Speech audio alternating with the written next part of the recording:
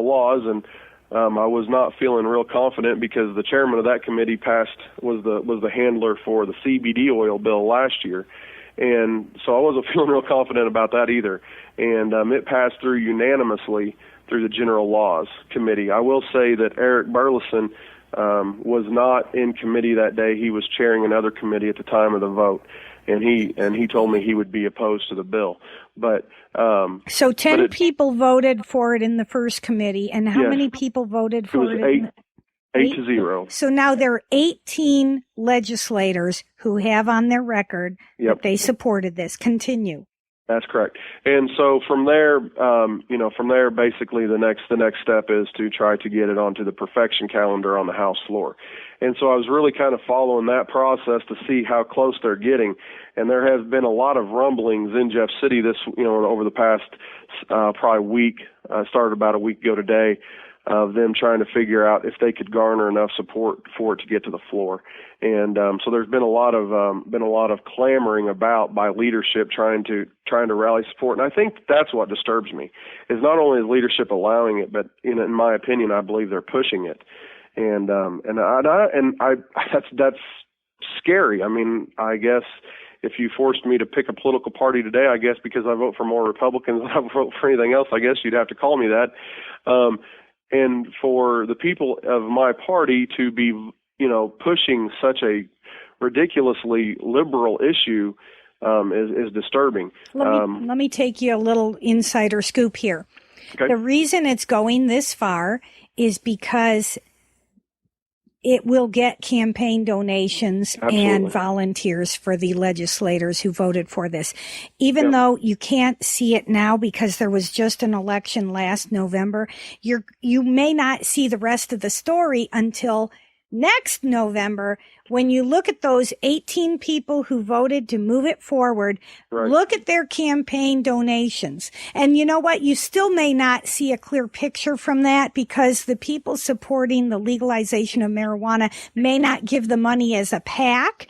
They may ask their membership to give money personally. And unless you know that they're affiliated with that issue, you would never understand. Why is it that these 18 House members are getting all this support and untold others? Because if it doesn't go to a vote, they still get credit and that still can be monetized. Now, continue.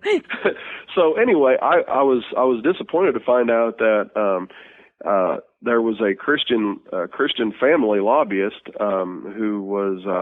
who said he didn't really want to touch this bill.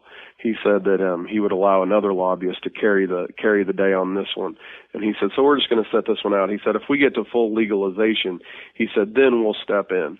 And I find that so disheartening. And I said this last year when CBD oil was going through the through the process. I said they're only doing this for one reason. This doesn't have anything to do with CBD oil helping with seizures. This has everything to do with a progressive theory on how to get to full legalization. And so CBD oil was step one, and they got almost no pushback. I believe there were 12 or 13 no's in the House last year on CBD oil, and then in the Senate it passed unanimously. Okay, so who is that Christian family lobbyist? I do not remember his name, and I apologize for that. Do you remember the name of the organization? I don't. The one he said he was going to allow Missouri Family Network and Carrie Messer to carry the banner on this. Okay, so it wasn't Carrie. I can't, but his name slips my memory, and I apologize. But it's one of the other major Christian family. Was it Joe Ortworth with the Family Policy Council? That sounds right, but I can't guarantee that. That's I okay. Can't remember. That's okay. But yeah, Carrie Messer said that he would stand on the issue, and he has, and so we'll see what happens. I'm hoping that if 800 does come up for a perfection vote, that they'll at least do a roll call on the perfection vote instead of just on the third read, and that way we can identify exactly who it is prior to it. Because here's what's going to happen, and you know this drill way better than I do because you lived it for 8 years. But they're going to go in and put pressure on all these people who right now say they're a no. By emails, I've had several people tell me they're a no on this topic. But I know that when push comes to shove, they're going to receive a ton of pressure to get this thing through for whatever nefarious reasons, because I can't believe that it's because they think this is a good idea. So therefore it has to be for nefarious reasons.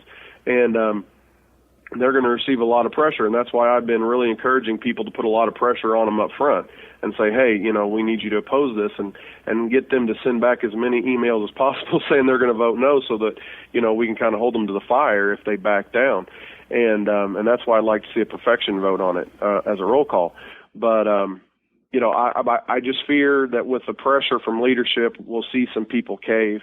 And that's what's wrong with our government. They sit, and you saw it so much, so much more about it than I do, but, they sit there and they wait to see what leadership tells them to do, whether it's in caucus or whether it's on the floor, and, they'll hold the board open and try to talk them out of votes. And it's disheartening that they would do it on something like this that is so clearly against what we believe in. That's why you have one Republican who signed the bill, and then all the co-signers are Democrats. Okay, so who is the Republican who's sponsoring the bill?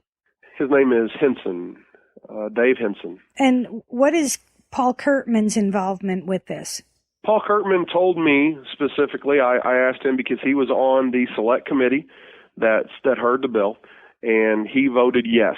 And I do know that he is a firm yes on this. And his answer to me when I asked him why he would vote yes, he said that it was for freedom's sake. He said it made government smaller, and I told him my opinion that it made government larger because of all the regulation and taxation, or the increased regulation and taxation.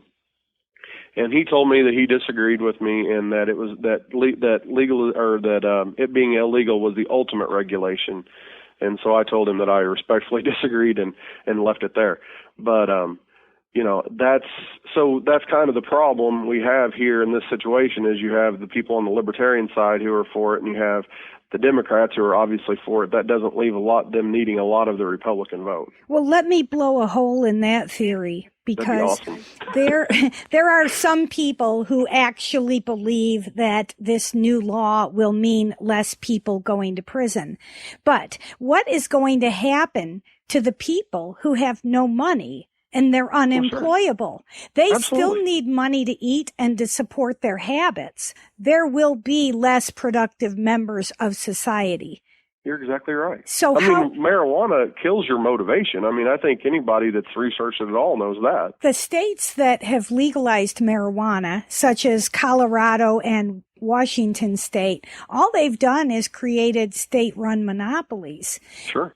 I'm not going to speak to the medical components of this because neither you nor I are medically trained. Absolutely. But those who are medically trained say that it causes brain damage. Right. So if we're going to legalize something that causes brain damage, and part of why it does is you cannot meter the dose. Nobody knows how strong the marijuana is or how much of a dose they're getting. That's why you remember maybe this story of the police officer who confiscated marijuana and then decided to make brownies with it, ate his own brownies, hallucinated, called 911, told him he thinks he's going to die. Oh, no. We've got crazy stories, but because the FDA doesn't regulate it, because it's illegal on a federal level, we don't know what we're legalizing. So anybody who's in favor of legalizing marijuana should first call for the abolishment of the Food and Drug Administration, because obviously that's meaningless. There's no reason to have the Food or Drug Administration dictate anything if we're going to still be able to ingest whatever we want with any dose we want, any way we want. Yeah, if we're going to legalize everything, let's just legalize everything. If that's the way we think the right thing to do. Just, go whole hog on the deal. Yeah, here's the thing, is as you were saying, the reasons that I'm so opposed to it as a liberty-minded person, because I would consider myself very liberty-minded, is the fact that what we're going to see, anybody that's been around the drug culture at all knows that it increases crime dramatically.